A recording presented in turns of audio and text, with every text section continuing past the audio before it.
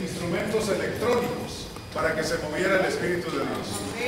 Así que el Espíritu de Dios se mueve con luz, con energía eléctrica o sin energía eléctrica.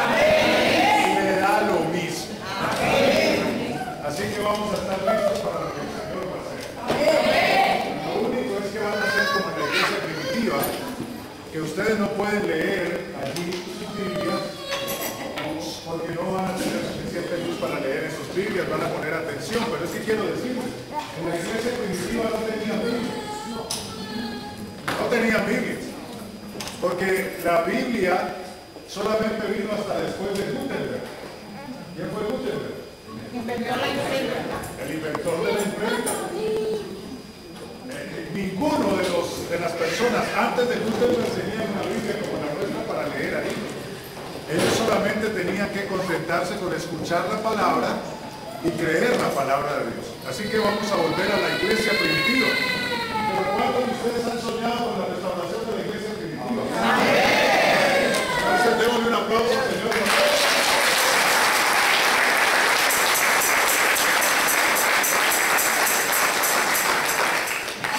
Entonces vamos a leer en el rollo de las Escrituras, en el libro de Isaías 61, 1 al 4. Aquí tengo el rollo de las Escrituras.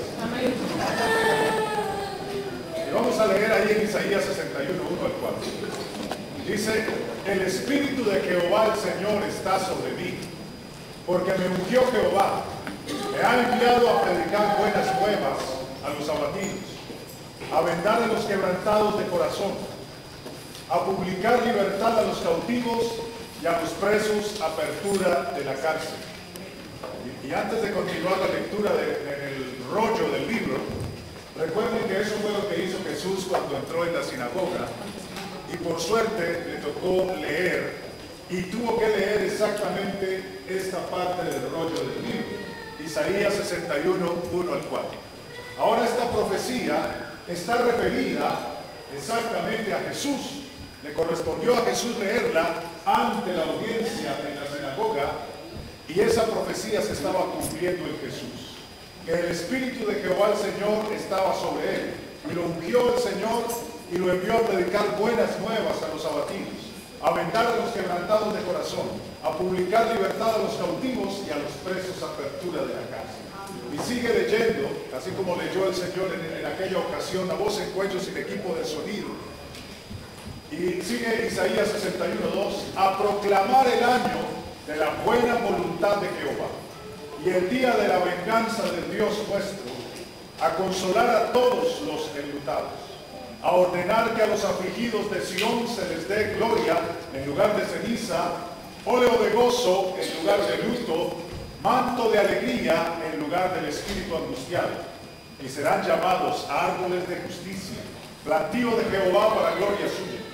Reedificarán las ruinas antiguas y levantarán los asolamientos primeros y restaurarán las ciudades arruinadas, los escombros de muchas generaciones.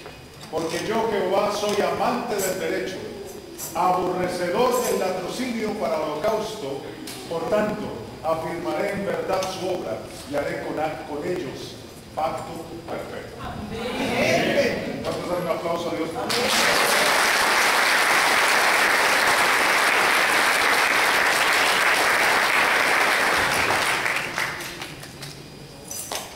Hay algo que queremos hacerles notar en esta noche.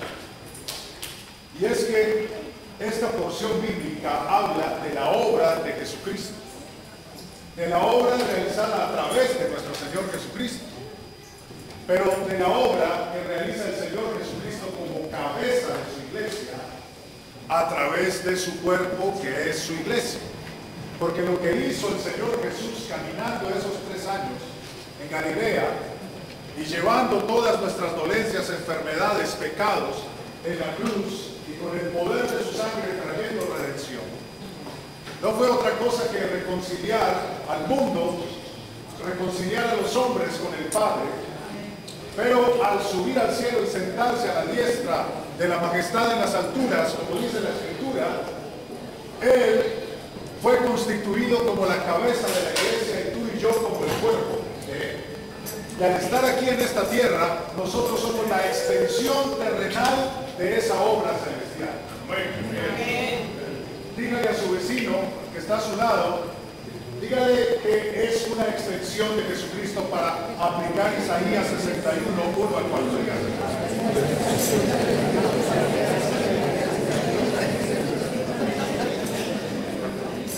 Ahora, debemos notar algo bien importante, y es que la obra de Dios va en un crescendo. La redención del Señor aquí se ve en un crescendo, de menos a más. Un crescendo en música es algo que empieza suave y va tomando mayor volumen, mayor intensidad. Y Isaías 61, 1 al 4, que es la obra de Jesucristo ejecutándose de esa manera creciente, de menos a más, y de lo particular a lo general, porque ahí lo vamos a ver ahorita,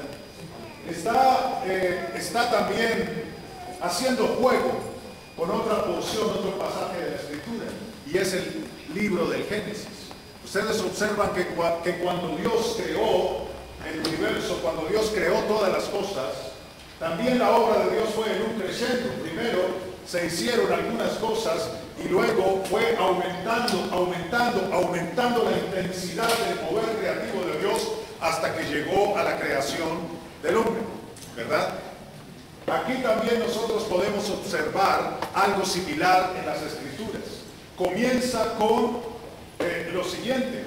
Dice, si notamos en los primeros versículos, ustedes se van a imaginar la Escritura, la van a leer con la mente de su imaginación, de su espíritu, porque no la pueden leer aquí directamente. En los primeros versículos dice: el Espíritu de Jehová el Señor está sobre mí. El Espíritu de Jehová el Señor está sobre mí. ¿Qué fue lo que pasó en el Génesis? ¿Qué dice en el Génesis? El Espíritu de Dios que se movía sobre la faz de las aguas. El Espíritu es el aliento de Dios, la vida, el ánimo, el soplo de Dios. Gloria a Dios. Y el Espíritu del Señor vino sobre Jesucristo para empezar a recrear la obra, a redimir la obra que había sido perdida y que Satanás había llenado de oscuridad. Luego Dios dijo: sea la luz, ¿verdad? Y fue la luz. Así vamos a esperar hoy que sea la luz. Y luego dice: porque me ungió Jehová, me ha enviado a predicar buenas nuevas a los abatidos. Yo creo que estoy mejor que el megáfono. Es que no me gustan los megáfonos porque le ponen a uno la voz entre un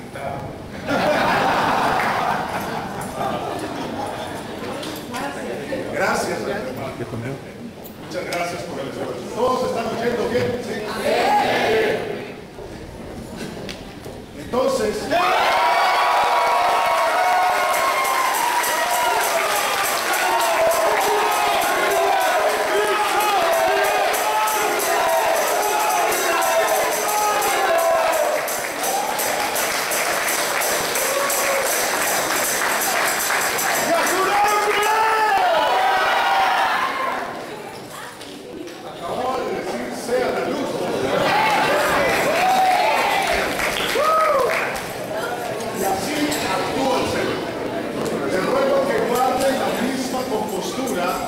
y la misma atención como si no hubiese venido la energía. Porque lo primero que el Señor nos está enseñando en esta noche es a no depender de las cosas externas, a depender de Dios. Hago un paréntesis aquí y les digo lo que alguna vez le dije a la iglesia. Acá donde estamos nosotros: ¿qué pasaría si un día no tuviésemos energía, ni sonido, ni nada? ¿Cuántas personas se quedarían? Y no lo siguiésemos teniendo por mucho tiempo. ¿Cuántas personas se quedarían congregándose en la iglesia? ¿O cuántos dirían: no, aquí ya el asunto no está bueno, no me gusta, yo mejor me voy, me cambio de iglesia? ¿Ah? ¿Cuántos pensarían así? ¿Verdad? Pero qué bueno es congregarnos en una iglesia en la cual se puede predicar como predicaron los apóstoles primitivos, a voz en cuello. Gloria a Dios. Entonces, estaba diciendo, en Isaías 61, luego sigue diciendo, me ungió Jehová, me ha enviado a predicar buenas nuevas a los abatidos. Observen ustedes que lo primero que Dios hace es traer consuelo a los abatidos. Gracias, pastor. Gloria a Dios. Gracias, pastor. Qué bendición. Lo primero, no me voy a quitar de aquí. Si me voy allá, estoy muy lejos de ustedes. Traer consuelo a los abatidos. Gloria a Dios. Los abatidos son los deprimidos en su mente. Son los que están afligidos por diversidad de circunstancias. Están sufridos, fatigados, afligidos. Y observen ustedes que la obra de Dios sigue en un crescendo, sigue aumentando su poder. Dice luego, aventar a los quebrantados de corazón. Primero los abatidos, luego va un poquito más adelante, vendar a los quebrantados de corazón. Enseguida a publicar libertad a los cautivos. Observen ustedes cómo empieza una obra de sanidad progresiva del Señor. Primeramente, Él cura las aflicciones. Ahora, no sé si haya todavía afligidos aquí en esta noche, de diversas circunstancias, pero enseguida va a un escalón más arribita. Los quebrantados de corazón. Los quebrantados de corazón. Y enseguida traer libertad a los cautivos. Otro escalón. Libertad a los cautivos está refiriéndose directamente a echar fuera demonios. Está hablando de la liberación. Está hablando específicamente de la liberación. Luego dice, y a los presos apertura de la cárcel. Y a los presos apertura de la cárcel. Miren una cosa. La obra de Dios, cuando inicia en lo personal. La salvación y la redención personal. La redención individual para cada uno de nosotros. Dios trae su obra. Y se mete primero con nuestro corazón. Se mete en nuestro corazón para sanarnos. Luego avanza hacia el territorio de la liberación, echar fuera los demonios. ¿Cuántos creen que Dios puede echar fuera demonios? Hay personas que dicen que no, a los cristianos no se les deben echar demonios porque pues eso no es para cristianos, y lo sostienen. Y resulta que la Escritura, quiero ser muy claro, muy enfático en afirmarlo, me enseña en todos los 4 evangelios que el Señor Jesucristo echó fuera muchos demonios. Si ustedes leen los 4 evangelios van a encontrar que por donde quiera que Jesús iba caminando, Él iba echando fuera demonios. Y los demonios los echaba de los creyentes o de los incrédulos. Díganme ustedes. ¿A quiénes les echaba los demonios? ¿A los creyentes en Jesucristo o a los incrédulos? ¿A los incrédulos o a los creyentes? ¿Cómo podía Jesús echarle fuera los demonios a los incrédulos si no creían en Él? Porque estoy hablando de creyentes en Jesucristo. Entonces, la liberación es para los que le creen a Jesús. ¿Cuántos aquí hay que le creen a Jesús? Así que la liberación es para los que creen en Jesús. O usted puede irse para la calle y echarle un demonio a alguien que le dice, yo no creo en Dios, yo no creo en Jesucristo, yo no creo en nada de eso. ¿Le puede usted echar un demonio a una persona?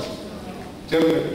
Así que la liberación es para las personas que creen en Jesucristo. Y los que seguían a Jesús, que eran multitudes que iban detrás de Él. Dice la Escritura que Jesús reprendía a los demonios, porque los demonios comenzaban a hablar. Así que es bíblico que los demonios se manifiesten. Hay algunos que dicen, no, nosotros creemos que cuando una persona se entrega a Jesucristo, automáticamente por la fe en Jesús, automáticamente e inmediatamente se le salen ya todos los demonios.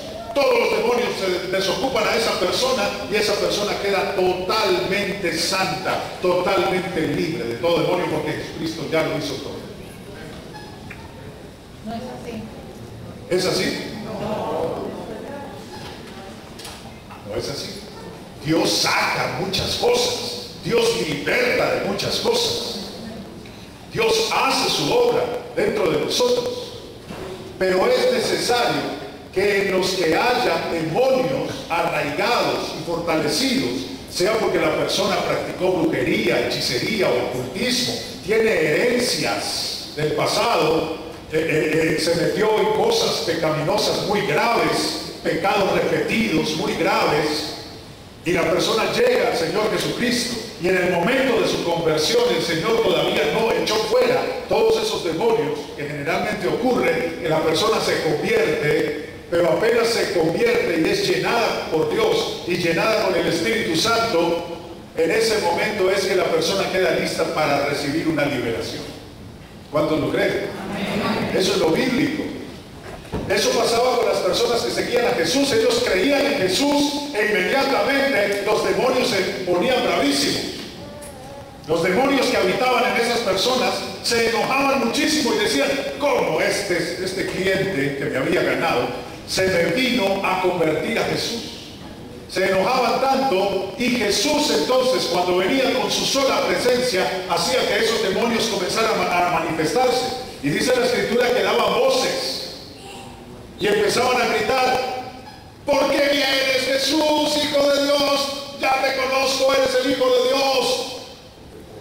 ¿Y qué hacía Jesús? ¿Qué dice la Escritura que hacía Jesús? Dice que los mandaba a callar. Los callaba, porque él no quería que los demonios dieran testimonio de quién era Jesús. Porque la revelación de la persona de Jesús y de la palabra de Dios no debe venir de los demonios, sino del Espíritu Santo. ¿Cuántos dan un aplauso al Señor?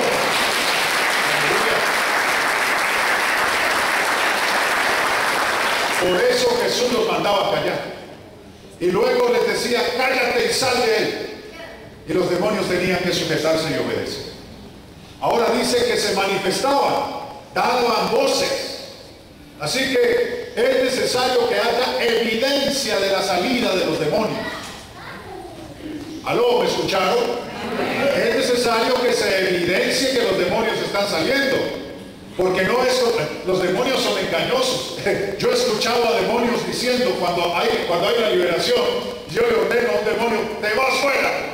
O personas le ordenan a un demonio, te vas fuera. Y el demonio dice, sí, ya salí.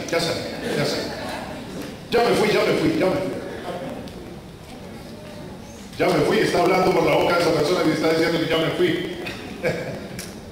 Así que es necesario que haya evidencia, porque no es cierto esto que una persona ora por otro y dice, ahora en el nombre de Jesús yo declaro que estás ya, te entregaste al Señor, ya listo, estás libre de todos los demonios ya, por la fe en Jesús. Y la otra persona dice, amén, sí, creo que ya estoy libre. Y resulta que tiene demonio de droga, demonio de sexo, demonio de hechicería, demonio de embriaguez. Está atado a todas esas cosas. Y esos demonios generalmente tienen que manifestarse con una evidencia de salida. Les voy a decir, porque cuando entra o sale cualquier espíritu de una persona, hay una evidencia tangible de la entrada o salida de ese espíritu. Por ejemplo, si el Espíritu Santo viene sobre ti y te llena de su plenitud, ¿hay evidencia de la entrada del Espíritu Santo? ¿Hay evidencia de la entrada del Espíritu Santo? Yo no puedo decir, el Espíritu Santo me va a llenar en este momento con toda la plenitud de su gloria. Ya, el Espíritu Santo ya me llenó. ¿Qué pasó contigo cuando el Espíritu Santo vino con poder sobre tu vida? Pues yo le puedo contar lo que pasó conmigo. Yo era un ateo, me creía ateo, súper intelectual, creía en toda la ciencia menos en la Biblia. Como les conté anoche, no sé cuándo. Y cuando yo me convertí, el Espíritu Santo de Dios vino a mí. Y lo primero que ocurrió, por cuanto yo me había burlado de las lenguas del Espíritu Santo, siendo incrédulo, lo primero que el Señor hizo fue ponerme a hablar en lenguas. Y caí de rodillas y yo lloraba, reía, sentía el fuego de Dios viniendo en mí, temblaba. Así que hay evidencia de la venida del Espíritu Santo sobre nosotros. Porque hay un cambio sustancial en la vida del hombre. Si usted se prende, se agarra de un cable de 440 voltios, se recuesta en un cable de 440 voltios, se prende allí, usted no va a decir, estoy sintiendo 440 voltios. Siento un raro cosquilleo en mi mano. ¿Qué va a pasar con usted si se agarra de un cable de 440 voltios? Empieza, no se puede controlar, empieza a gritar, a saltar, todos los pelos se le paran, empieza a salirle humo. Bueno, a mí no me pasaría eso, ¿no?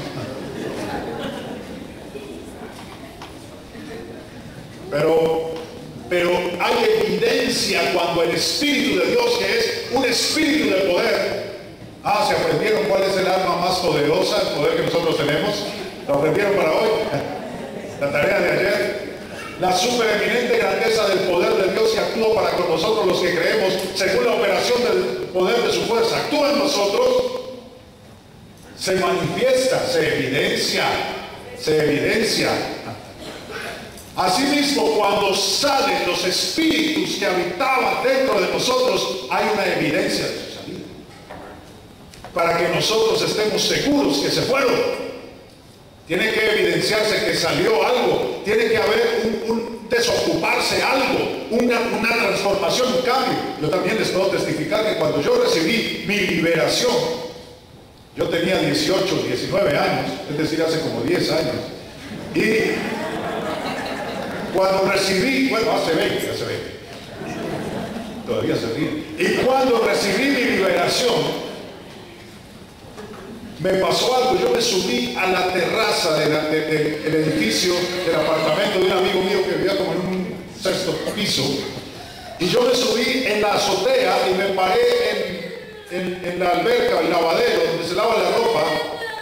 Allá me paré yo.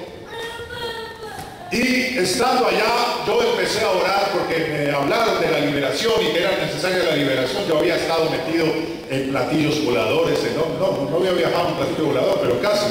Yo había estado metido en cuanta doctrina rara había, una cantidad de cosas. Y yo me paré allá encima de ese lavadero y levanté mis manos y dije: Dios Todopoderoso, en el nombre de Jesucristo y por su sangre, yo te pido que vengas y eches fuera cualquier demonio que esté habitando en mi cuerpo, que se haya metido en mí, por mis malas prácticas, por mis pecados, por mis falsas creencias y por la herencia de mis padres. Saca todo demonio de mí. Dije así, con fe y con determinación. Yo solo, ya parado en el 6º piso, y mi amigo estaba por allá, dentro del apartamento, y empieza mi boca a trabarse, a dormirse, mis manos también, mi cuerpo todo se torció. Y yo dije: caramba, ¿y ahora qué hago? ¿Cómo me bajo de este lugar? Porque yo me di cuenta que no podía seguirme administrando liberación a mí mismo, que tenía que otra persona administrar. Eso también es importante. Una persona capacitada por Dios debe ministrarnos liberación. La primera liberación, por lo menos. Después, si puede continuar una liberación, uno mismo puede permitir que el Señor siga la liberación. Y resulta que, estando allá encima en el lavadero, de repente yo empiezo a bajarme, no sé cómo me bajé de acá, y empecé a caminar, pero cada vez estaba yo peor. Parecía Frankenstein caminando. Iba así todo torcido, caminando. Entré por la cocina y solo llegué hasta la nevera. Ahí no pude avanzar más. Me caí en la nevera así de lado. Caí contra la nevera y quedé totalmente tieso como estaba. Entonces, para llamar la atención de mi amigo, empecé a golpear en la nevera. Golpeaba, hasta que mi amigo vino y apenas me ve, dice: Y salió corriendo. Le dije, no, ven, ayúdame, échalos fuera, están aquí fresquitos, pulpitos para que los eches fuera a todos los demonios. Y él, como apenas estaba comenzando en el Señor, igual que yo, estaba muy asustado, muy nervioso. Y no era capaz de hacerlo, estaba muy asustado. Yo no sé cómo estaba yo transfigurado, ¿por qué? Porque se asustó mucho. Entonces él por fin dijo, no, voy a llamar al pastor. Y se fue y llamó al pastor, y el pastor le dijo que me entrara. Entonces él vino y con todo temor me agarró y me levantó. Y dice que yo no pesaba nada, me echó allá en una silla, en la mitad de la sala. Yo caí allá totalmente tieso. Y le dije, dale duro, yo no puedo solo, dale duro, échalo fuera. Y él llamó al pastor y con el pastor, sí, aló pastor, aquí está Eduardo, sí, hay un poco de demonios que lo tienen. Entonces el pastor le daba instrucciones, dile en el nombre de Jesús, di tu nombre, en el nombre de Jesús, di tu nombre. Se devolvía.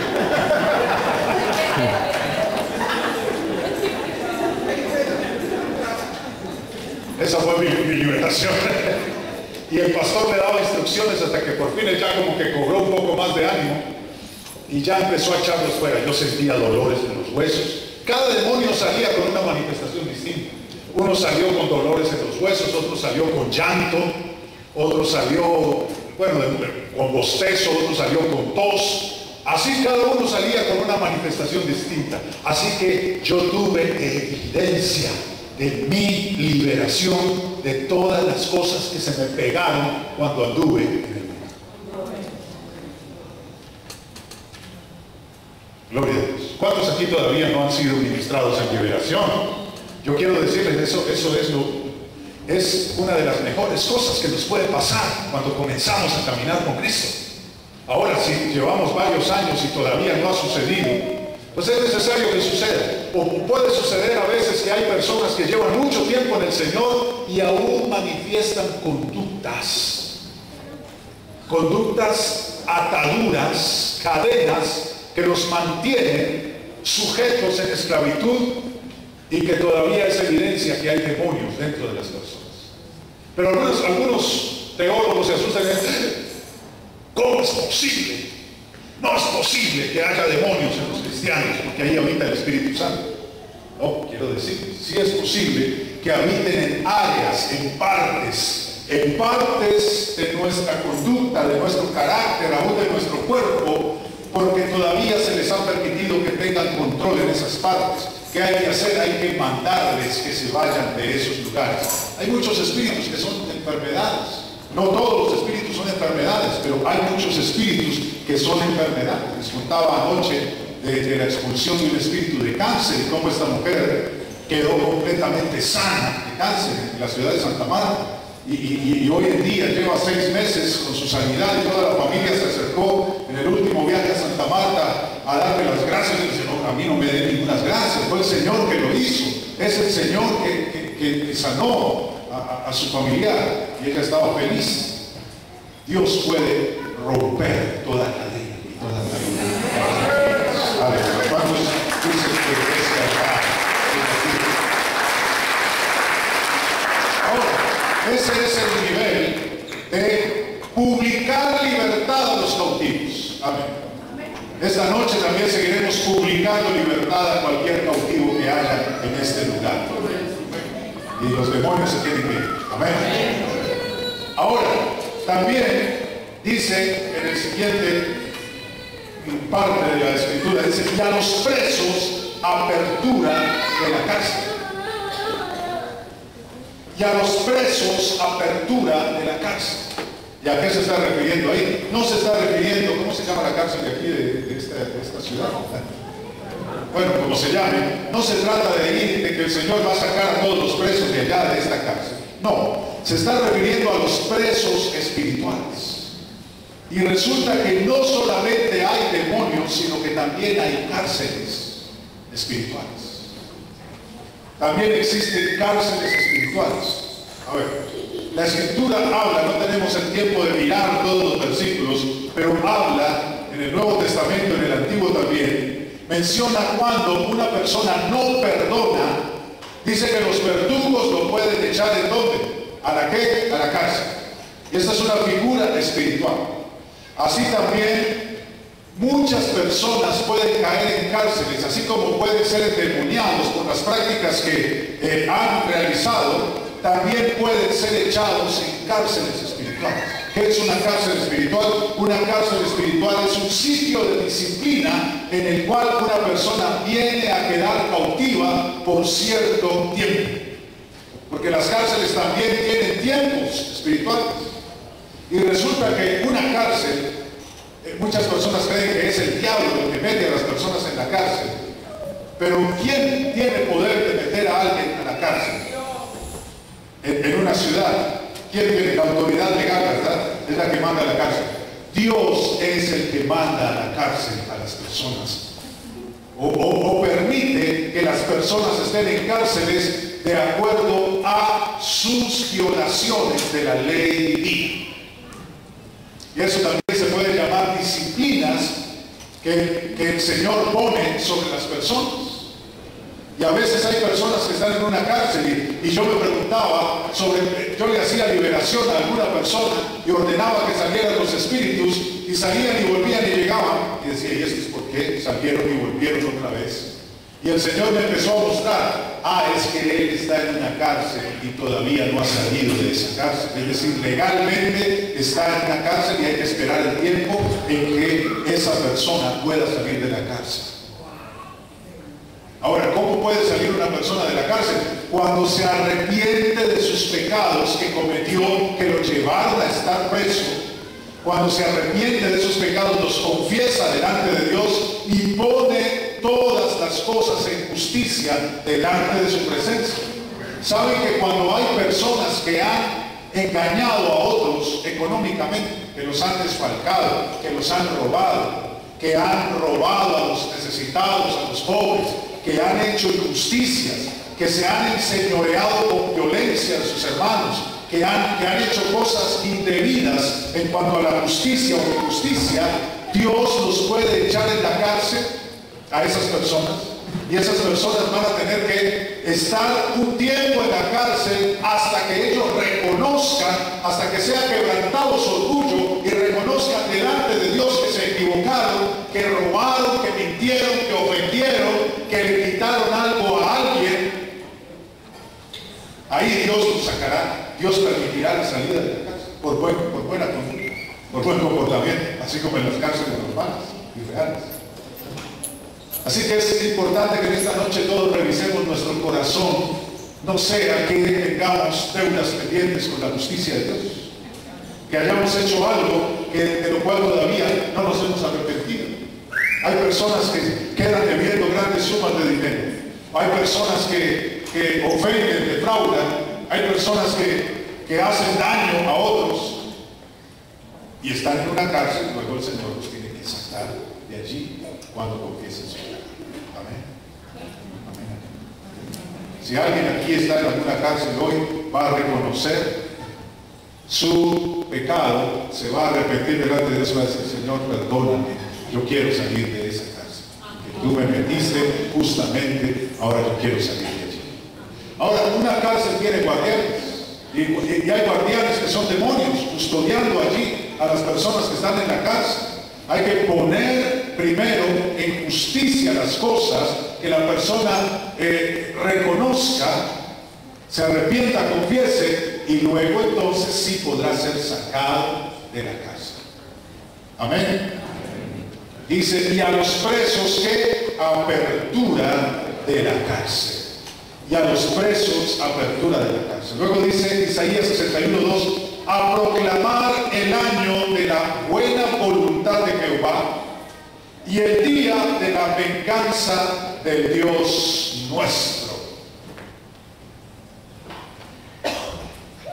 Aquí hay algo que mi esposa quiere aportar con respecto a esta dimensión. Yo quiero invitar a mi esposita por acá. Cielo, háblales de lo que significa esto. Bueno, vamos a hablar primero de proclamar libertad a los abatidos, ¿cierto? Este primer nivel de abatidos tiene que ver cuando tú tienes un dolor, algo que te afectó hoy, algo que te molestó, algo que llegó a tocar profundamente tu ser. Eso es un abatimiento. Cuando nosotros no tratamos con ese abatimiento, con esa parte que nos dolió hoy, el día de mañana se convierte en un quebranto de corazón. Por eso estaba hablando Eduardo de 3 niveles. Entonces, cuando ya se convierte en un quebranto de corazón, ¿saben cómo funciona nuestra alma? Nuestra alma, para poder seguir subsistiendo, digámoslo así, nosotros tratamos de tapar las circunstancias. Entonces ustedes imagínense como las bombas, bueno, las bombas, estos balloons, le dicen acá, que les dan a los niños. Imagínense que tomamos un pellizquito de esta, le damos una vuelta sin romperla. Nosotros hacemos así con nuestra alma, la aislamos. Entonces, esa parte del alma es la que hace que en determinado momento tengamos reacciones que no entendemos de dónde vienen. ¿Les ha pasado? Que ustedes dicen, pero ¿por qué yo hice esto? Yo no quería hacer esto. Fíjense como el apóstol Pablo decía, ¿por qué hago lo que no quiero hacer y lo que quiero hacer no lo hago? O sea, que eso no solamente nos pasa a nosotros. ¿Han notado ustedes reacciones que ustedes dicen, pero ¿por qué? Yo no quería ir a mi hijo, no quería decir esto, y sin embargo de un momento a otro hice lo que no quería hacer? Eso ya es un quebranto de corazón. Y lo que dice literalmente, de verdad los quebrantados de corazón, dice la palabra originalmente a ajustar el corazón o el alma para que vuelva a tener gobierno.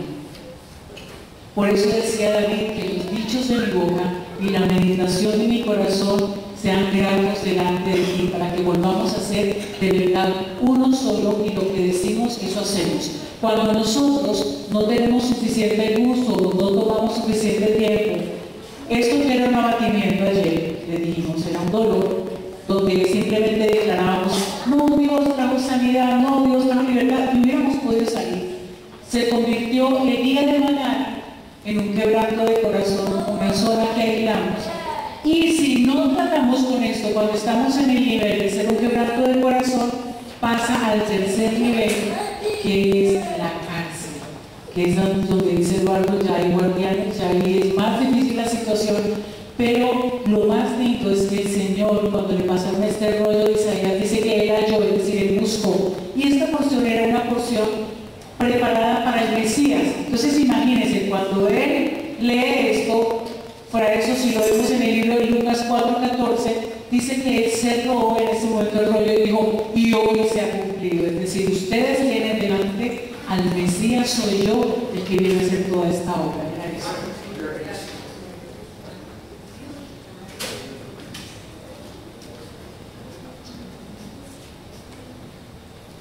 Dice mi esposo que les hable hoy, sí.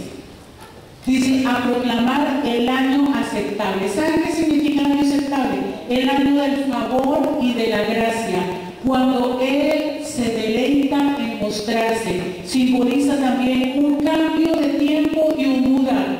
Jesús está diciendo, yo vine a proclamar que no importa la circunstancia tuya, no importa si es un abatimiento, un quebranto de corazón, no importa si ya estás en la cárcel, yo hoy determino un cambio de tiempo. Y esto no va más, como el juez que dice no va más, ya prescribió este asunto, prescribió esta condena y eres libre. Eres libre. No importa la circunstancia, eres libre.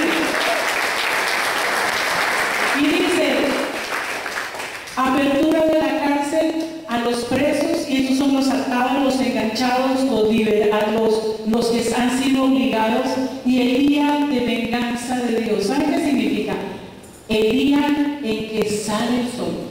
No solamente dijo, hasta aquí fue, prescribió este asunto, sino que además estoy declarando el día en que sale el sol de nuevo para la humanidad. Esto que había pasado con Adán se acaba. Entonces es el día del sol, de la salida del sol en la aurora, y es un nuevo tiempo para ordenar, es decir, que toda la misericordia de Dios está sobre tu vida. No importa las circunstancias. Yo sé que muchos han venido por una administración, no se preocupen. Anoche comenzamos, hoy me daban testimonio de cosas muy lindas que sucedieron anoche, pero no puede usted ganó su libertad, tienes que decir es hoy. Hoy. Dios dijo que es hoy. Hoy es el año de la buena voluntad del Señor. Hoy. Jesús murió para que tengamos libertad. Entonces tienes que decir es hoy. Y aquí no salgo por ninguna función regla. Salgo libre hoy. Aleluya.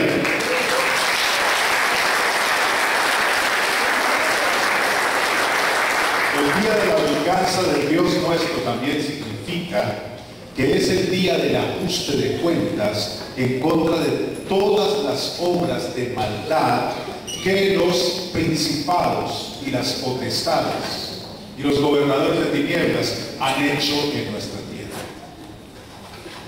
Amén. Así que es subir a un nuevo nivel. ¡Qué maravilloso! Dios quiere ajustar cuentas con esos espíritus. Quiere ajustarles las cuentas. Así que nosotros somos los proclamadores de ese día de venganza. Por ejemplo, hoy, en este momento, yo siento que se acaba de ejecutar una venganza de Dios en contra de los príncipes de esta ciudad.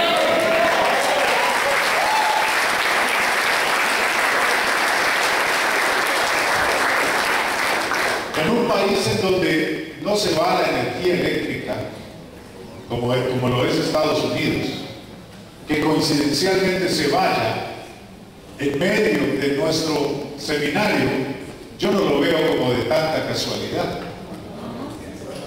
Y que se haya ido, ¿de dónde se fue, pastor? En todo el sector aquí donde estamos. Coincidencialmente solo en el sector en donde estamos, no se fue sino aquí en este sector. 1.400 viviendas. 1.400 viviendas. Eso no es nada. 1.400 viviendas, solamente lo suficiente para que nosotros dijéramos, vámonos para la casa, no sigamos haciéndole nada al diablo. O que nos asustáramos, o que dijéramos quién sabe qué. No. Y esto significa mucho. Ahora, fíjense que yo iba a decir, pero no lo dije, yo iba a decir, sea la luz. Pero más o menos fue así. Y al momento nos habían dicho que volvía hasta las 9:30. Y resulta que llegó en un momento de maravilloso. Alguien vino y me dijo que a las 9:30 volvía. Yo dije, bueno, pues aquí vamos a predicar. Aquí ahora los pasos aquí a voz en cuello, vamos a predicar y vamos a ministrar y todo, no hay problema. Antes, cuando volvió la luz, yo dije, yo quería seguir predicando así al estilo Paulo. y mira cómo el Señor, yo siento que en esta noche ya el Señor ejecutó un juicio contra los gobernadores de tinieblas. Hoy se ha consolidado. Ustedes lo saben y no tenemos por qué contarles lo que pasó con sus pastores el día de antier y ayer. Pero aquí tuvimos unas batallas estratégicas de Dios para tomar posesión de todos estos territorios. Y sentimos que Dios lo hizo. Y hoy, con estas señales de luz y sombra y todo, yo siento en mi corazón que fueron como las señales de está hecho. Está hecho.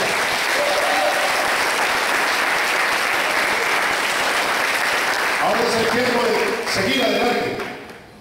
Mira, siento en mi espíritu en este momento como cuando Israel ganaba una batalla. Ustedes recuerdan cuando este pequeño joven David, como de 16 años, derribó a Goliat. Goliat cayó. Cuando Goliat cayó, todo el ejército de Israel, así de los filisteos, todos se enmudecieron. Todos hicieron y se quedaron en silencio. Y esperaron un momento porque había caído Goliat. No lo podían creer. Que un jovencito, ¿quién tiene 16 años aquí? Levante su mano. Levántese uno de 16 años. Uno de 16 años. 16 años, ¿quién tiene? Allá atrás. Bueno, 2 de 8, entonces no. Uno de 16. Pero levántese, no tenga temor. Ahí. Bueno, un joven así, nadie se levantó. Les dio temor. Un joven así. El abuelo se levantó allá atrás. Gloria a Dios. Resulta que este joven derriba a Goliat. Goliat cae a tierra. Todo el ejército enmudece. Están en una pausa total. Su boca se abre, todos miran. Están enmudecidos con sus ojos desmesuradamente abiertos. Y ven a este joven saltar rápidamente sobre ese gigantón caído. Saca su espada, que casi ni podía con la espada, la levanta en vilo sobre sus hombros y asesta un golpe sobre su cuello. Y luego dice, ¿qué hizo? ¿Qué hizo? No podemos creer qué hizo. Y de repente levanta su cabeza este joven, y cuando levanta su cabeza Israel seguramente reacciona. No lo dice la Biblia, pero es lo evidente que pasaría. Cuando David, este pequeño niño allí, levanta esa cabezota de este gigante, yo creo que Israel todo prorrumpió en un grito de júbilo. Y los filisteos se quedaron enmudecidos. Así como cuando pierde tu equipo favorito. Se quedaron enmudecidos, callados. Porque el reto era, el que gane en esta pelea va a ser el vencedor, no importa si no hay batalla. Va a ser el vencedor. Ese fue el reto de Goliat, que estaba seguro de ganar. Y lo vence este pequeño niño. Entonces todo Israel se envalentonó y salió al ataque.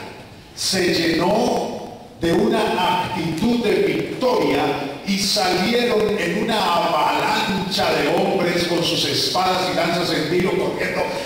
¡Vamos contra los filisteos! Y fueron contra ellos, y los filisteos no tuvieron otra cosa que hacer sino darse vuelta, y presos del pánico huyeron despavoridos y no dejaron casi a ningún filisteo. Yo siento, pastores, que este es el tiempo, este es el momento en que se le ha cortado la cabeza al gigante.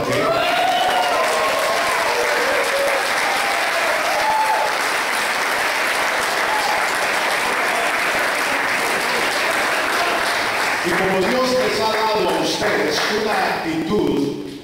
una actitud de avanzada, porque ustedes son guerreros, ya me pueden callar, el Señor me lo dijo.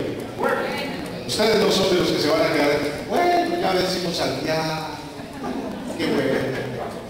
No, aquí hay que tomar la actitud de Israel. Vamos a acabar lo que quede de ellos. Es el momento, es la oportunidad de lanzarse sobre esta ciudad y saturarlo todo. Y perseguir lo que quede. Y tomar posesión. Y dar todas las vueltas que haya que dar, al derecho, al revés, de cabeza, en los pies, como sea. Y tomar posesión. Tomen posesión de la tierra. Tomen posesión de la tierra. Tomen posesión de la tierra. Tomen posesión de la tierra.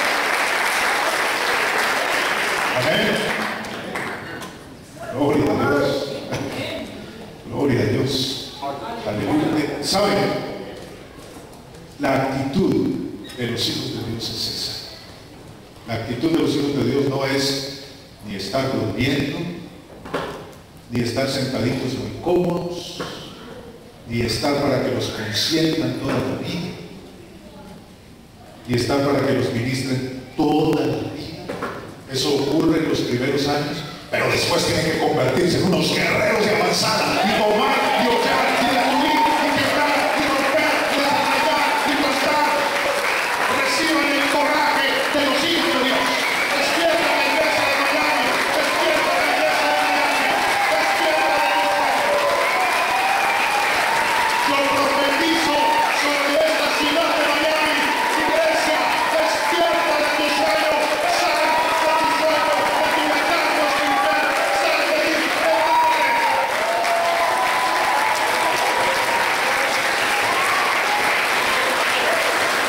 Sal del castillo de hielo en que has estado enclaustrada, iglesia. Sal, sal. Levántate.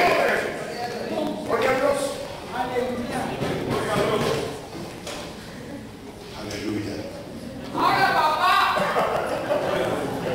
Ya no es tiempo de andarse consintiendo con las cosas de este mundo.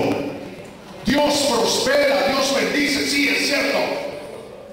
Dios me ha dado todo. Yo dejé un trabajo de ingeniería en que ganaba muy bien y me dediqué de tiempo completo al Señor, mi esposa también. Dios nos ha dado todo, pero nosotros no estamos detrás de consentir nuestros cuerpos, de consentir nuestras vidas.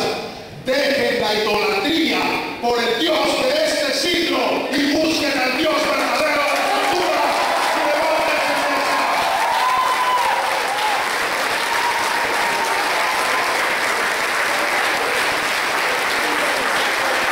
Ya bastante cómodos estamos.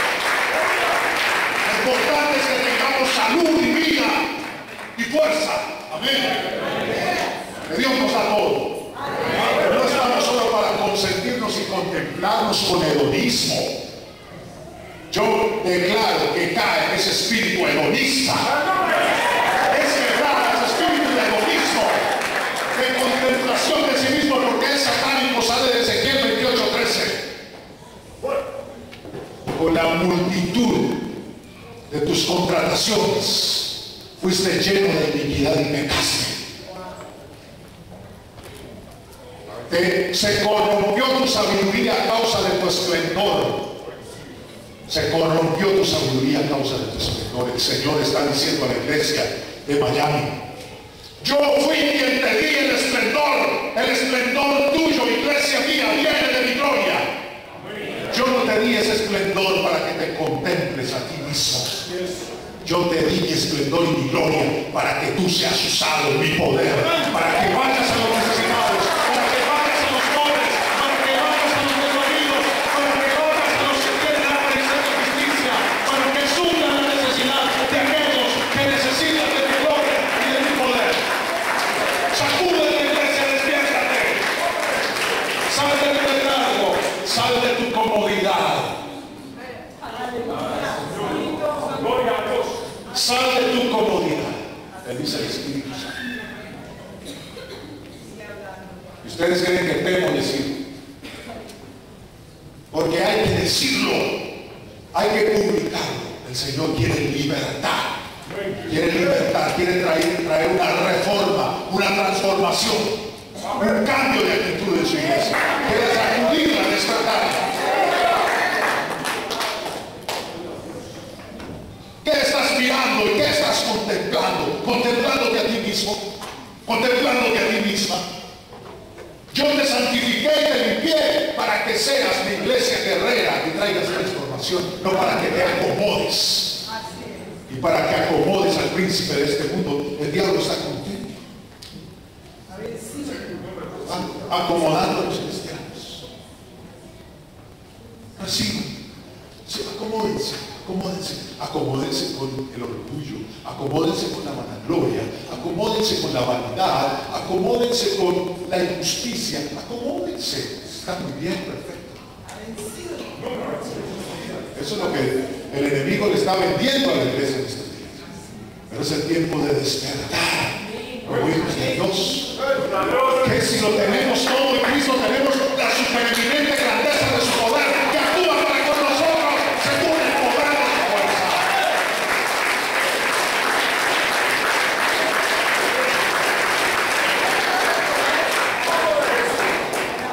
El Señor te sacude y te llama la atención, como un padre le llama la atención a un hijo. Le dice: ¿qué estás ahí? Indisciplinado. Ven, te llamo a que te pongas a cuentas conmigo. Ponte a cuentas conmigo, iglesia. Ponte a cuentas con mi corazón. Ponte a cuentas con mi justicia. Ponte a cuentas con mi amor. Porque el amor se ha enfriado en este tiempo. Hay una fortaleza de amor frío que ha invadido a la iglesia. Amor frío. Se ha enfriado el amor. Ya las cosas no se hacen por la motivación del amor, las cosas se hacen por la motivación del éxito. Éxito, éxito, éxito. Caiga el Dios del éxito para la carne, caiga el Dios.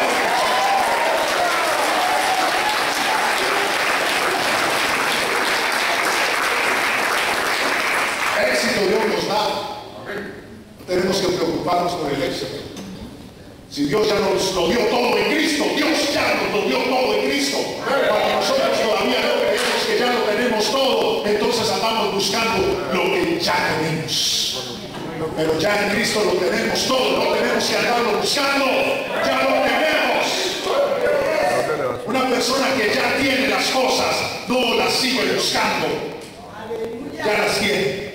Se preocupa es por esparcir esa riqueza, esa bondad, esa gloria, esparcida en medio de todos los que la necesitan.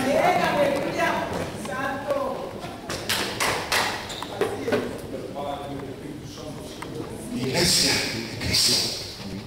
No se trata de cuál es la mejor iglesia.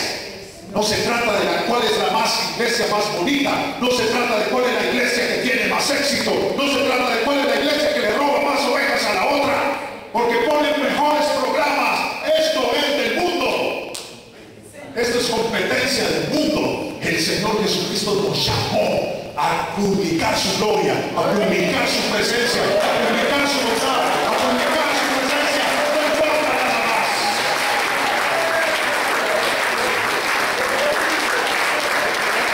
El Señor no quiere que seamos avaros de corazón. Caiga la potestad de avaricia. Caiga la potestad de avaricia en esta zona. Ustedes creen que no amo la iglesia. Nadie se vaya a confundir y pensar, ese pastor loco vino aquí a decirnos un montón de cosas. No, porque el Señor ama la iglesia de Miami. Porque el Señor ama la iglesia de Miami, le dice eso. Porque la ama.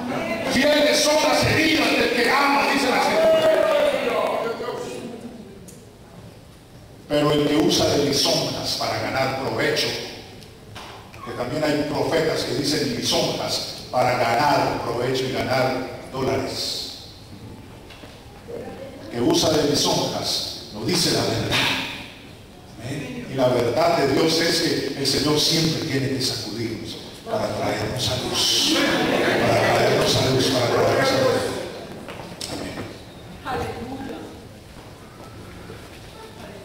Cuando reciben de Dios sanidad para nuestros corazones, apertura de la casa, victoria sobre la ciudad, victoria de la iglesia, extensión del reino, extensión de su presencia, extensión de su fuego, extensión de su gloria, extensión de su poder.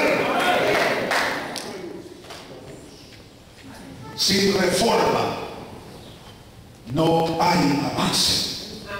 Y la reforma siempre es retadora. ¿O ustedes creen que Lutero se puso a negociar y a tratar de llevar las cosas ahí por las buenas y nada?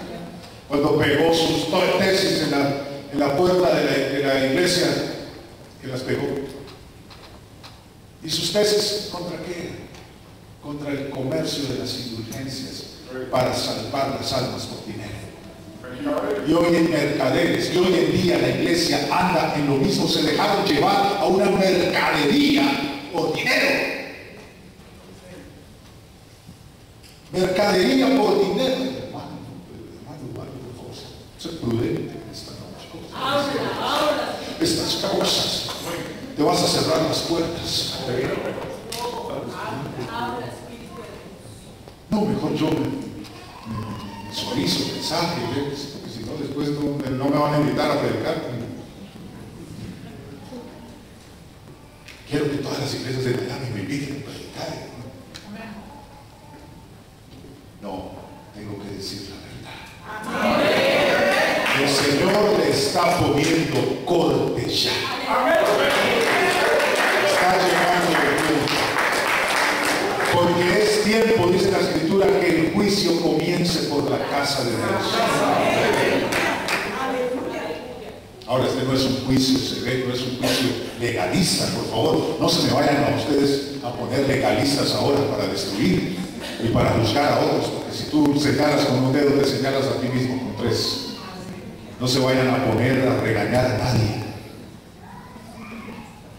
El Espíritu Santo ha dicho estas cosas esta noche, es para que tú seas el primero en cambiar, no para que señales a otros. Amén. No para que ahora salgas a señalar a otras personas. Amén. camines en lo que Dios quiere, un camino de transformación. Dios estaba diciendo, Dios está poniendo corte en estos días, porque Él quiere traer, Él ya está diciendo, basta ya de la fe, basta ya de la fe. Él permitió todas estas cosas, pero llega el momento en que Él tiene que ajustar las cuerdas y decir, mi iglesia ahora tiene que caminar en un nivel de madurez mayor. Un nivel de mayor madurez. Ya es un evangelio que confronta, no es un evangelio que solo halaga, un evangelio que solo consiente. ¿Qué necesitas? No, recibe. ¿Qué necesitas?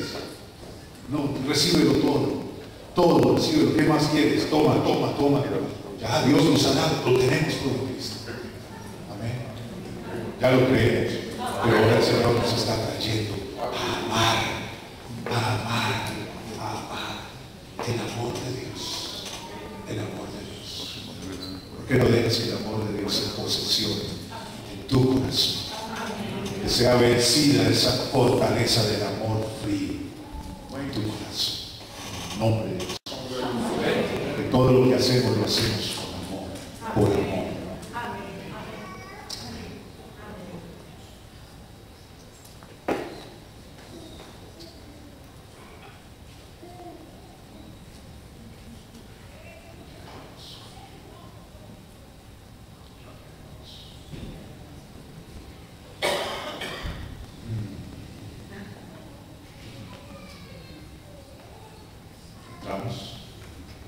Caminamos en esa nueva dimensión del Señor.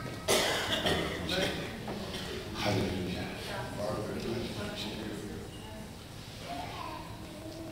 Hasta se apagó el computador.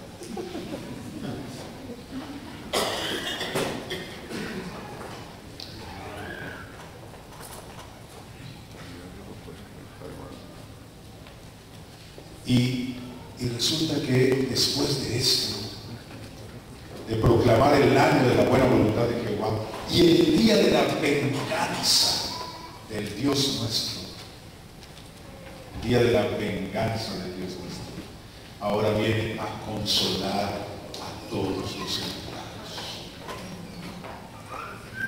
Y mira cómo el Señor reprende, el Señor llama la atención, pero el Señor también consuela. Y dice, a consolar a todos los enlutados, es decir, aquellos que por las pruebas de la vida y por las pruebas en la obra de Dios han recibido luto de su vida también.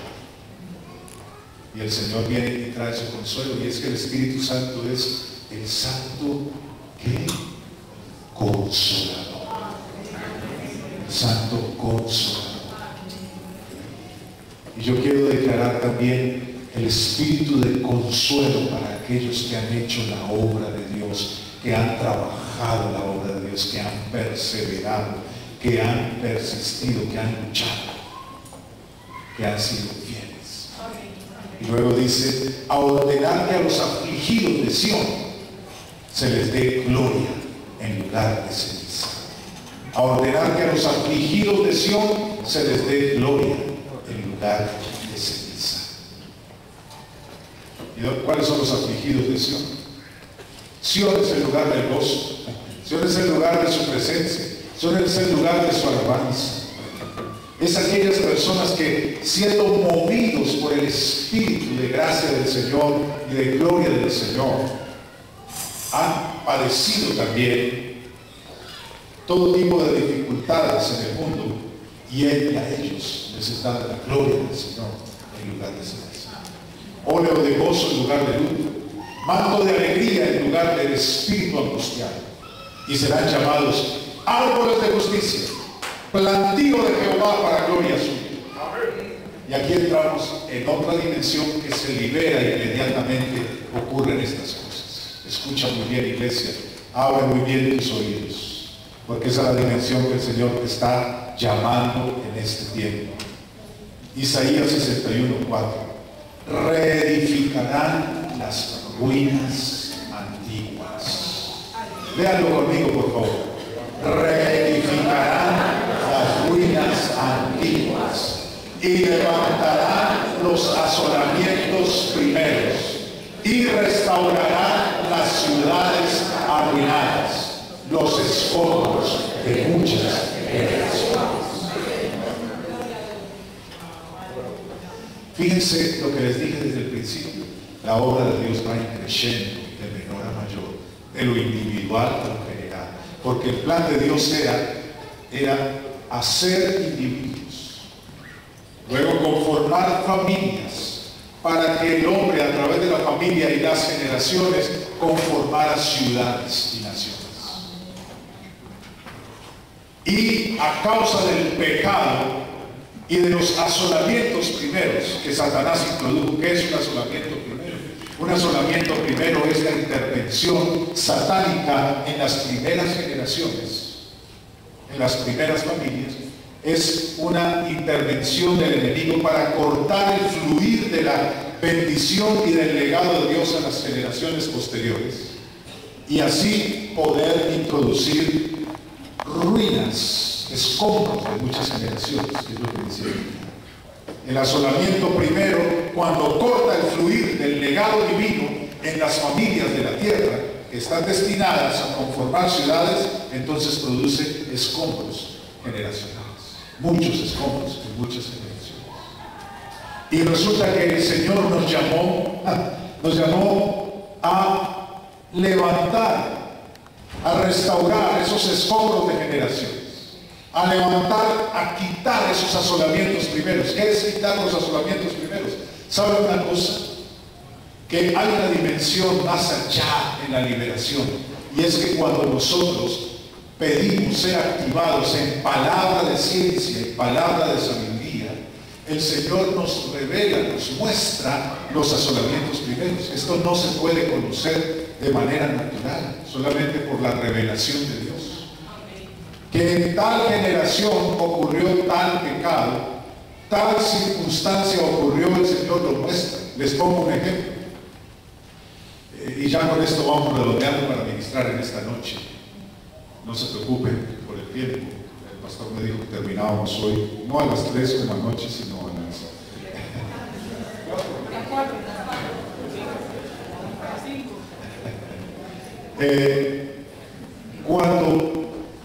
un testimonio les iba a dar.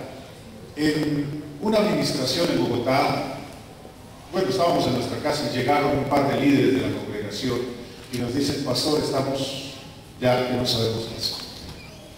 Resulta que a nuestro hijo le dan unas hemorragias sanguíneas terribles por la nariz y a veces le sangra hasta por la boca. Y yo me acordé que cuando niño me daban esas hemorragias a mí, pero cuando yo estoy nervioso o me estreso, me vienen esas hemorragias también. Entonces, pastor, no sabemos qué hacer porque hemos ido al médico y el médico nos manda unas cositas, pero no sirve nada, ni cauterizar ni nada dan para ese mal. Creemos que es algo espiritual, pero no sabemos qué es. Entonces nuestra forma tradicional de ministrar, lo que nosotros haríamos sería comenzar a orar apresuradamente y reprender esos demonios y echar fuera. Pero el Señor nos enseñó a esperar en la revelación de Él y a calmarnos un poco, a esperar que Él muestre por los dones de su Santo Espíritu. Porque, pues bueno, uno puede empezar a reprender en el nombre de Jesús, fuera espíritu inmundo, ahora te mando, pero todavía no tiene revelación de qué es lo que está haciendo. Solamente está diciendo: te mando, pero ¿qué le mando? No, pues yo no sé qué, pero le mando. Y eso es disparar como un soldado que dispara al aire, ¿sí? Tiene el enemigo, ¿qué? Pero mira, el enemigo está al frente.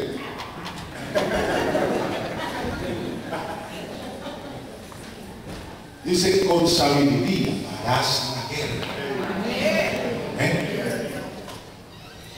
Quiero decirles, no hay tal como: hermanos, hagamos guerra espiritual, y todos empiezan cada uno por su lado, orquesta de los independientes, y el otro, y le están dando golpes.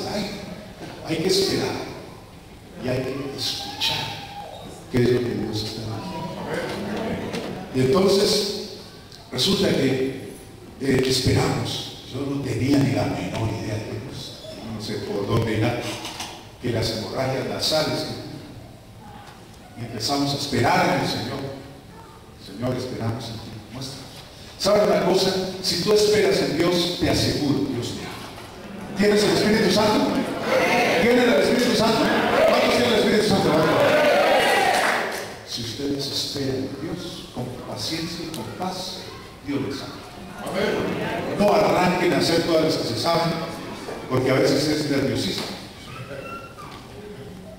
Yo antes me ponía muy nervioso y empezaba.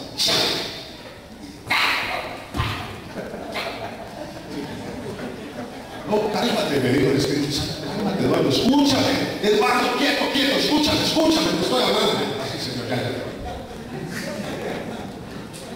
Amén. Entonces, esperamos como 10 minutos casi. Y se me ocurre a mí decirle a este hermano, le digo,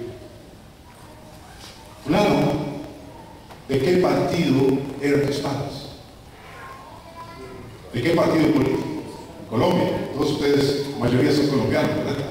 Ustedes saben que hubo un partido liberal y conservador. No, hay muchos de otros países, ¿verdad? Claro, por supuesto. Partidos políticos en Colombia hubo dos muy legendarios que tuvieron una violencia terrible. En Colombia se mataban unos contra otros, los liberales y los conservadores. Y se mataron así por muchos años, en masacres y de todo, solo por un color político. Y yo le pregunto a él, ¿de qué partido político fueron tus padres o tus abuelos?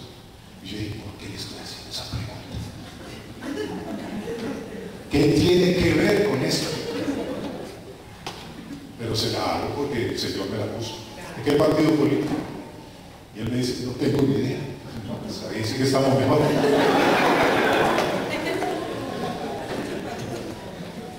Entonces la segunda pregunta que me pone el Espíritu Santo, ¿dónde nacieron tus padres? Y dice, en Boyacá. Y, ya sé, en Boyacá eran conservadores. Entonces, ¿tus padres fueron conservadores? Sí, yo sé que fueron, sí, ya me acordé, sí. Bueno. Cuando él me respondió eso, yo supe. En ese momento empieza a tener una visión la esposa de él. Y empieza a ver a un hombre con ruana, que se quitaba la ruana y con una pica, una herramienta, hacía un hoyo en el suelo.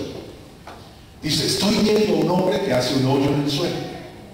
Y luego él, y le digo, ¿qué más ves? No, el hombre hace un hoyo en el suelo. Y le digo, sí, porque aprendí a hacer que las personas sigan la visión. Porque a veces las visiones son solamente la primera imagen de lo que Dios quiere mostrar. Y Dios da una visión y a veces nosotros los pastores nos dicen, hermano, siéntate ahí al frente, o hermano, siéntate al frente, cierra tus ojos, vamos a orar. ¿Puedes ver la visión otra vez? Si no la ves, bueno, dejemos así. Si la ves otra vez, dime, ¿qué más ves? Detállamelo bien, ¿qué es lo que el Señor te está mostrando? Y así aprendí a hacer eso. Y le dije, bueno, dime, ¿qué más ves? Y dice, no, el hombre ahora recogió una mujer, está muerta, es su esposa, y la está enterrando. Y él está muy bravo, se la mataron en la violencia. Oh, ya entiendo. Y entonces en ese momento yo supe qué fue lo que pasó. El Señor nos mostró. Hubo una violencia y hubo muertos en la familia, en las dos familias. La familia tuya mató a liberales. Y los liberales se vengaron y también mataron a familiares tuyos. Pero empezamos a ver un decreto, así que flotaba en el aire. El decreto decía que las mujeres viudas declararon contra la familia de sus parientes, sus ancestros, declararon este decreto: nunca faltará la sangre en sus descendientes, siempre derramarán sangre. Entonces, cuando percibimos ese decreto, lo vimos en una visión, lo vio la esposa de él, y el Señor me estaba dando palabras de ciencia a mí. Yo entendí, esa es la sangre, esas son las hemorragias. Ya entendimos por qué las hemorragias sanguíneas. Y él dice en ese momento, dice él, pastor, quiero decirle algo que a nadie le he dicho. Toda mi vida he tenido unas pesadillas y no falta una semana que no tenga una pesadilla. ¿Qué pesadillas he tenido? Que llegan a mi casa y tocan en la puerta y yo salgo a ver qué es y viene una cantidad de gente del pasado y vienen a reclamarme cosas. Y ellos golpean y le pegan patadas a la puerta y me hacen reclamos de cosas, y yo todo el tiempo estoy peleando con ellos para no dejarlos entrar a mi casa. ¿Qué es eso? Yo digo, pues eso simboliza todos los demonios y todas las maldiciones que persiguen a tu familia a causa de los muertos que tus padres y tus abuelos mataron de los partidos políticos, de la guerra, de la violencia. Y ellos vienen a reclamar sus derechos. Entonces oramos y le dije, tienes que ir a esa tierra, orar en esa tierra, sanar la tierra. ¿Cómo sanar la tierra? Orando y pidiendo perdón por la sangre que tus ancestros derramaron en esa tierra. Pedir perdón a Dios, ¿sí?, por esa sangre derramada, tú como descendiente, para ponerte en paz con ese reclamo de justicia. Y esto fue la libertad. Y saben que no tuvimos que reprender ningún demonio, se fueron solitos todos se fueron, solamente haciendo eso. Entonces fíjense que cuando llegamos por palabra de ciencia, por sabiduría, por los dones del Espíritu, de visiones también, a la raíz del problema, que es el asolamiento primero, eso se llama un asolamiento primero que produce ruinas generacionales. Entonces es saneado todo para adelante, y los demonios ya no tienen asidero, y muchas veces les toca irse calladitos y decir, aquí ya no tengo nada que hacer, si termino mi acuerdo. Amén. Un aplauso. Con esto no quiero decir que no haya que reprender demonios, nadie me vaya a malinterpretar, porque hay veces en las que hay que reprender demonios, echarlos fuera, hay veces en que hay que hacer una batalla fenomenal, y hay veces en que solamente hay que sencillamente discernir qué es lo que está pasando, como en este caso. ¿Amén? Para quitar el asolamiento primero. Restaurarán las ciudades arruinadas. Entonces significa que una ciudad completa viene a estar en ruinas a causa del pasado. Por ejemplo, les menciono la ciudad de Cartagena. ¿Cuántos conocen la ciudad de Cartagena en Colombia? Aquí hay varios cartageneros, un equipo de personas con las que son visitados en esta noche, así con el permiso de los pastores, están ellos aquí en estas filas. Ellos han sido nuestros amigos por muchos años acá, y ellos vienen de la ciudad de Cartagena. Y allá en Cartagena, precisamente, el Señor me mandó hace ya bastantes años a estar allá. El Señor me puso una tarea. Resulta que un día pasaba por enfrente del camellón de los mártires. Es un lugar donde están todas las estatuas de los mártires que murieron el 11 de noviembre de hace años, cuando se declaró la independencia de Cartagena. Y ellos fueron fusilados por Pablo Bonito, que fue el hombre que fue enviado por España para recuperar Cartagena y recuperar Colombia para España. Y resulta que allá iba yo caminando y mirando todas, esos fueron los mártires, fulano de tal, esos fueron fulano de tal, cuando de repente encuentro,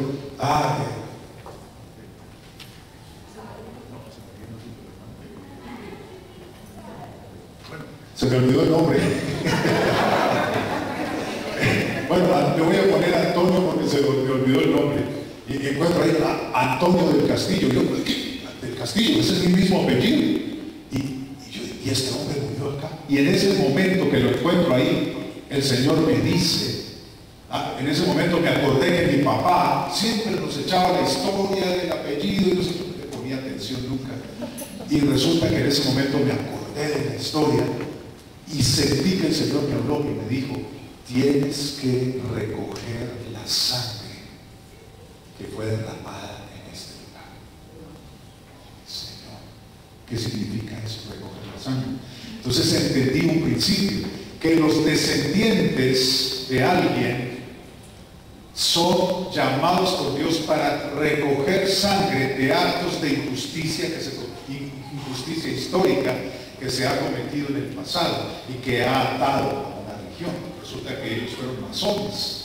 Los 11 hombres que trajeron libertad a Cartagena fueron masones, se reunían en la primera logia masónica en Santa Marta, en Cartagena, y resulta que ahí ellos proclamaron la independencia y les costó la sangre.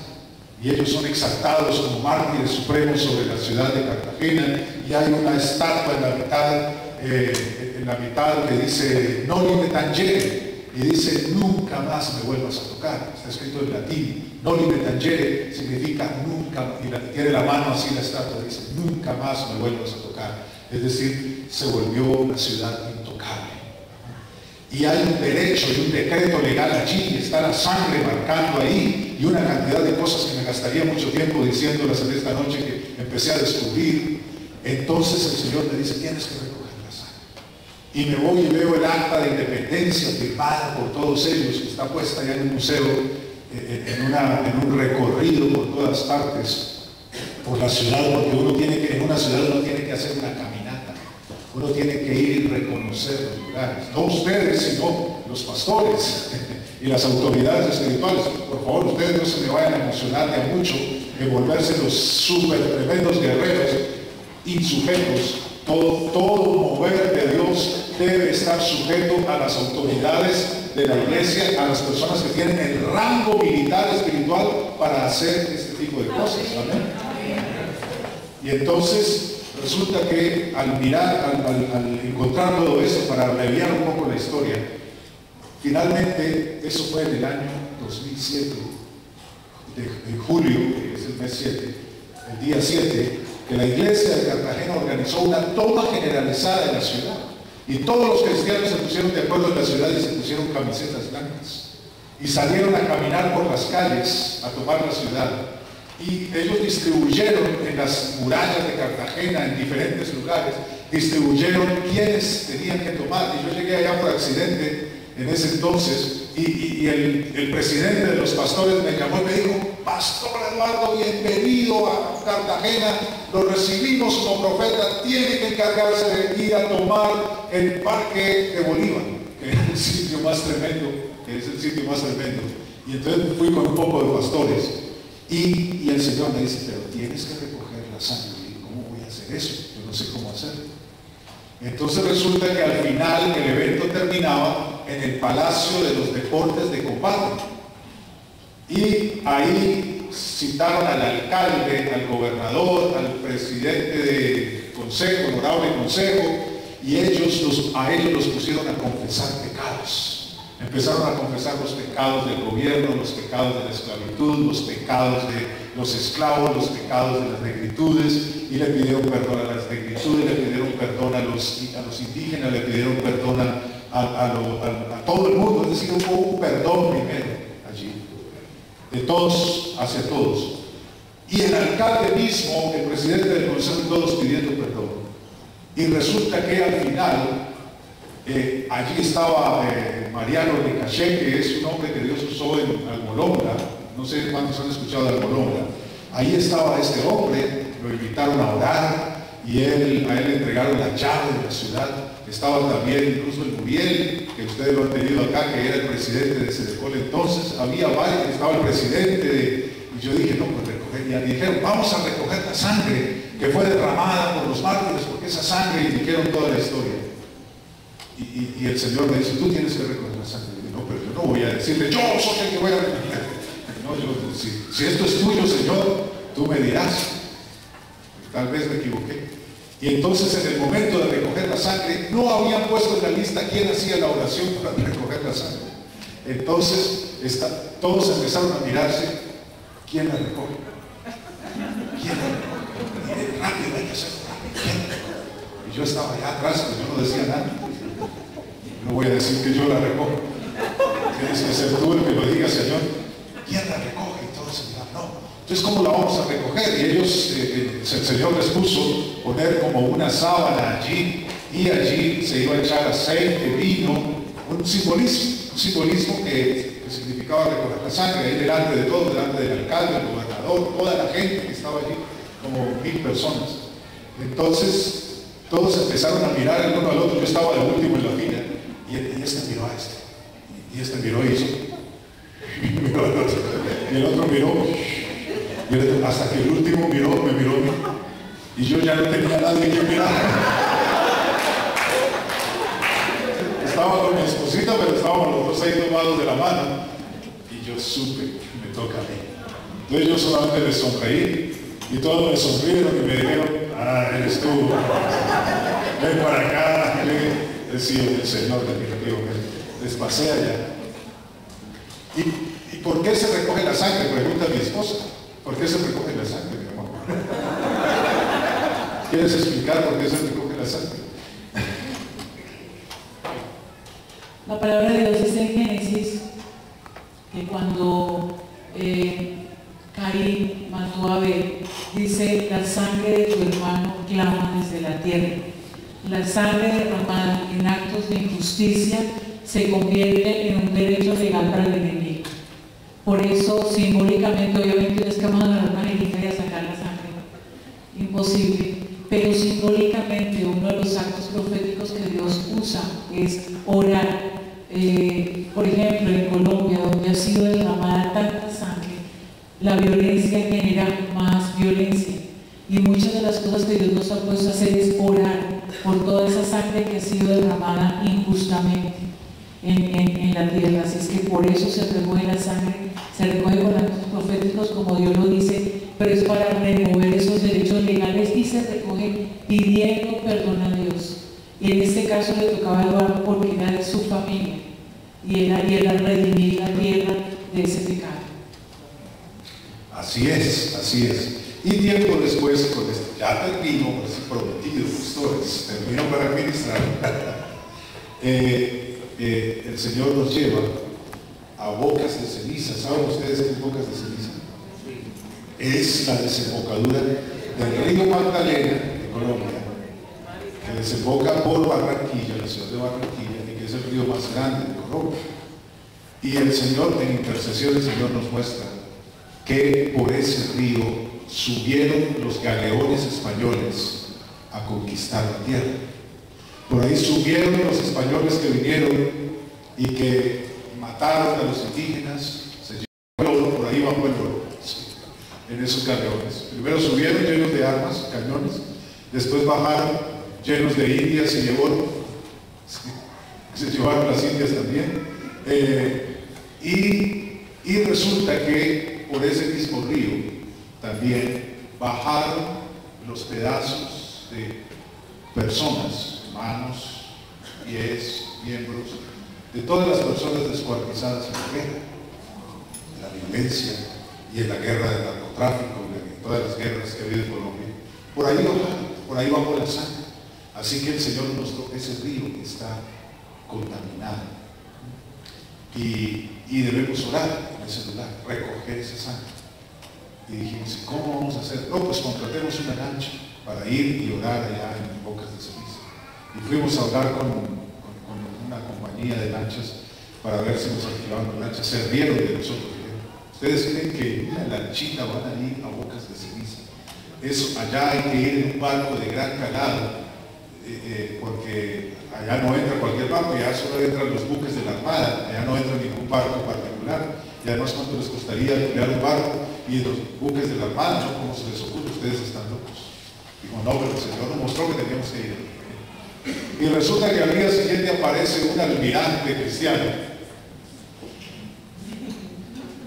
Y él dice, ¿qué necesitan? Dijo, necesitamos un barco para ir a Bocas de Ceniza. Buque. Y dice, los espero en Barranquilla el sábado a las 10 de la mañana. No nos dijo más nada de eso. Llegamos a Barranquilla. Llegamos a Barranquilla y ahí nos estaba esperando un buque con capitán y tripulación, todos uniformados. Y el Señor nos dijo que teníamos que ir a ungir allá, en ese lugar, y orar y tomar esas Bocas de Ceniza. Y entonces el capitán, yo pasé por ahí, ¿qué es lo que van a hacer ustedes? Yo le digo, somos cristianos y vamos a tomar Bocas de Ceniza para Jesucristo, y vamos a limpiar las aguas y a recoger la sangre de toda la violencia y de todos los muertos que ha habido en Colombia. Y dice el capitán, que no era creyente, dice, eso es lo que estaba haciendo falta que hiciéramos, claro, vámonos de una vez. Y muchos cristianos ni lo creen, les parece una locura, y ellos lo creyeron. Y salimos en ese buque y tomamos, ungimos las aguas y regresamos. Fíjense que esto es tomar ciudades. ¿Por qué les estoy hablando esto en esta congregación? El pastor de ustedes está allá atrás. Él ha sido uno de esos pastores locos que desde Colombia le ha dado por subirse a helicópteros a darle vueltas a una ciudad para regirla con aceite y a organizar caravanas y cuantas cosas que muchos pastores dirían, no, pero ¿qué es? ¿Para qué sirve? ¿Qué es gastar plata ahí nomás? No, no es gastar plata, es orar por las ciudades. Es lo que dice el versículo, restaurar ciudades arruinadas, restaurar ciudades arruinadas. Fíjense que hemos recorrido en esta enseñanza todos los niveles de la restauración del Evangelio que trae el Evangelio. Todos esos niveles, y terminamos con este, que son los más altos niveles. ¿Y por qué esta enseñanza y por qué termino con esto? Porque vamos a ser usados en esta ciudad. ¿Eso es lo que? Vamos a ser usados en esta ciudad para grandes cosas. Dice que en nuestro Dios haremos grandes cosas. ¿Cuántos quieren ser usados? Démosle un aplauso al Rey de Reyes.